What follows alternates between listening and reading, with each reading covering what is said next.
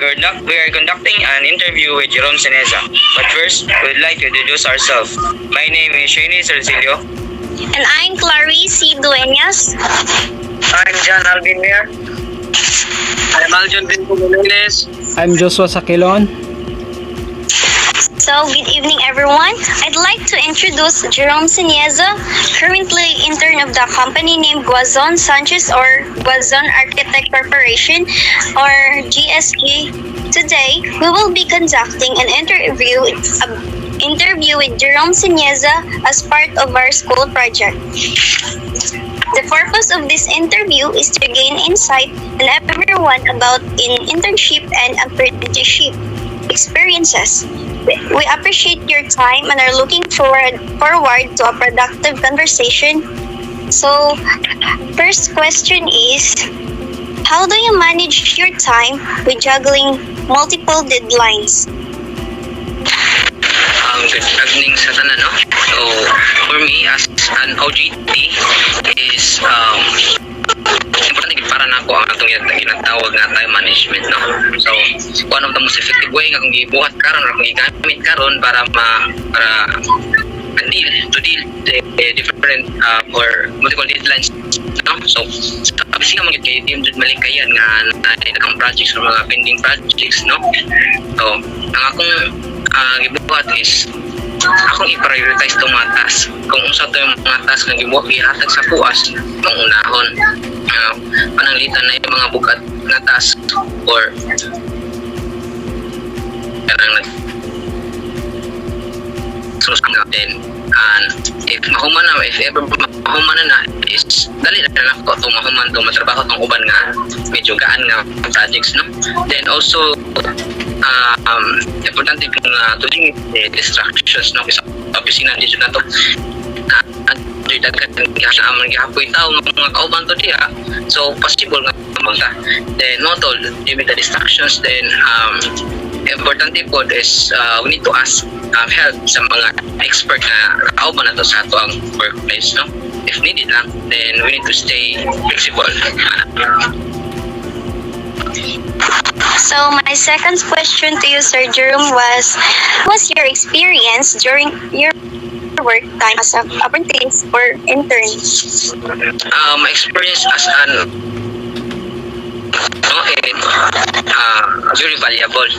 I learned some new skills. I gained a lot of practical knowledge, no? And I enjoyed working with my teammates or sa akong mga team. Kay dito magud sa among opisina is nag-work me as a team, no? So ma-enjoy nimo every day nga nagtrabaho mo kay kuan man na mag-share mo idea, no? Nasa mo sa usa ka workplace pero ang idea na is magtuyok, no? Magtinabangay mo na ang mas na-enjoy nako and sa akong experience as an OJT.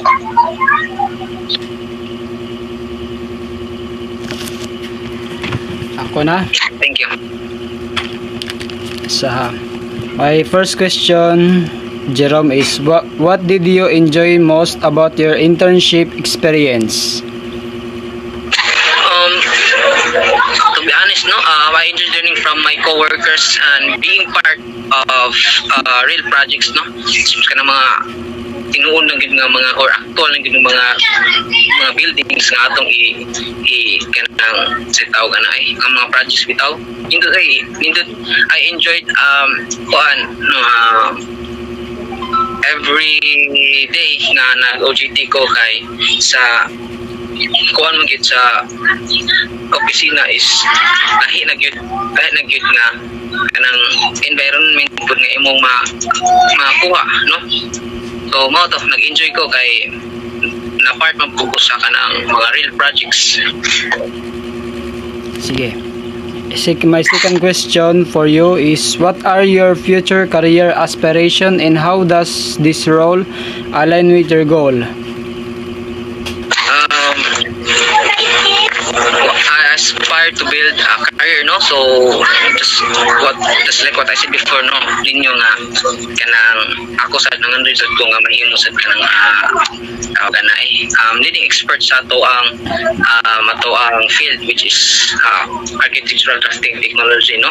So and also this role aligns with my goals, no, by providing valuable experience and opportunities na mapa-develop or mapa-enhance ang ako ang knowledge. Mata.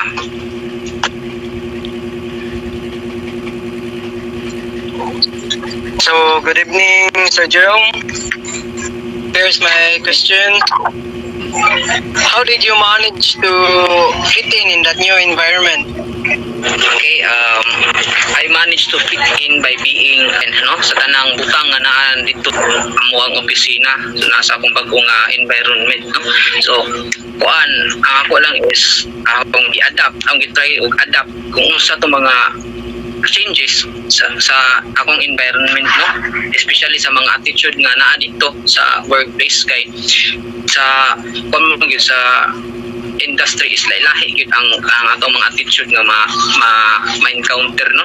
So wala ko naglisod og kanang fit in sa ilang environment. Kay ako OJT pa ko niya sila kay dugay na dito, so mas ako ang need nga mo adjust. So mo tong gibuhat akong i-adjust akong attitude, then ning try ko kanang adapt lang gyud, i-adapt ito mga kung sa tong angay i-adapt dito or mga changes environment, no, sa mga attitude sa certain individuals nga kauban nato dito sa workplace. Pero to dili sad ko wala sad ko naglisod og fit in nila or adjust. Kay ang mga tao dito, mga staff dito kay mga mga approachable, dili sila musugot nga ang kanang mga OJT di wala mga bag-od is ma-out of place nila. So, kung unsa ang ilaha maupod sa imuha, munang dali ra ko naka-adjust or naka-konse lang environment dito. Oto. Okay. And how being an intern improve your skills and help you grow? Yes, being intern helped me to grow and improve my skills, no, through hands-on experience. Kay dito mo gid kay sa trabahoan kay kada adlaw gid mo trabaho gid mo, either na mo sa opisina or na mo sa site. Kay office site man gid na ang trabaho dito. So kuan gid mo sa tawagan ay ma-improve jud ta, no, magamit jud ang atong mga knowledge, no, sa intern dito. Ako yung tabang ang training mas ma-improve ang atong practical knowledge, tanan-tanan atong potential ato yung mapagawas. Mao na. So, my question for you, Sir Jerome, is did the company give you a chance to apply your academics, knowledge, and skills to the real-world project? Yes, ako jud ng chance ang ihatag nga chance sa company nga kung usa ang akong na ibawan o akong mga knowledge dito sa eskwelahan is akong i-apply dito. Kay di ba akong giingon nga sa trabahoan kay kada adlaw jud magtrabaho. So namjoy times nga kanang iyahay mo, no, mag-iyahay gid mo nya ikaw na bahala dito. Kay kita kung tay background kung saon na to, kung saon ang mga kanang unsaon na, for example sa architectural na ta idea ba kung unsaon. So ikaw katagdan na lang kanila kung assign ka sa architectural, ikaw na bahala diha kanay kuan i-apply nimo kung unsa imuhang mga nahibaw-an, imuhang mga kanang knowledge about ana. Pero if na kay mga nalidgan diha or mga nalisudan or kanang pag-upan nimo na encounter nga mga architectural or engineering firms is pwede ka nilang ma-approach diha. Sila mahatag gyud sila upuan gyud, hindi sila stricto, tabangan pa kanila or tabangan pa ko nila nga mas pagawas pa ang akong mga knowledge nga nakuha sa atong eskwelahan.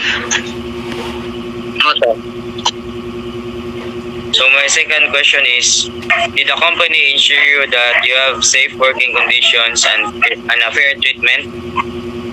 Yes, sa kuan lang kung safety lang ang isgutan, tinuod yun, makain ko nga ang company namo is i-ensure yun sa kanang safety, no, especially ako as an OJT. So ila jud kong bantayan kanang dili jud ko nila pasagdan every time mo gawas mi sa office ang malakaw mi nga related sa atong trabaho sa atong field is di jud sila makalimot mo kahimangno mo parimay nga kanang dapat kadto nimo site or katalakaw nimo for example matatag site is padadaan gud mi proper PPE which is ang common is ang hard hats no hard hat so di jud mi kadalakaw na mi ug adto mig site na jud mi hard hat baon so auto then tagaan sa mo kuan man tawo nga murag kuan bitaw i-assign sa inyo nga wan mo bantay ninyo para course para ma-sure lang ang safety sa mga tao dito sa ilang company.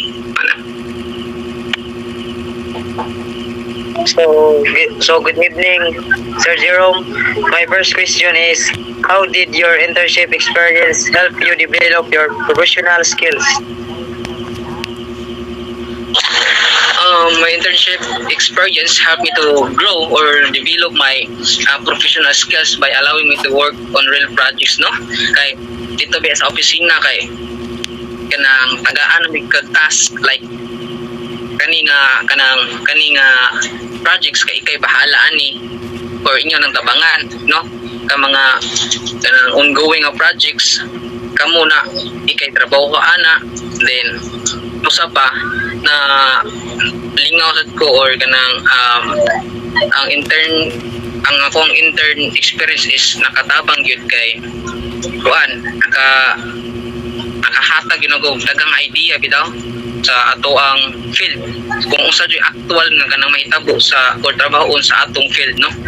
Kunya kauban ako mga coworkers ana siya. Next, my second question is, why were some of the key takeaways from your internship experience?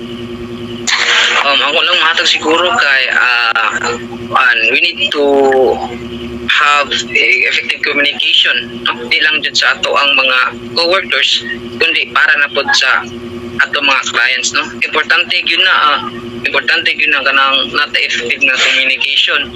Then also pa ang attitude nato kana importante jud na mo nay usa sa pinaka-important nga kailangan natong bawnon sa workplace, no?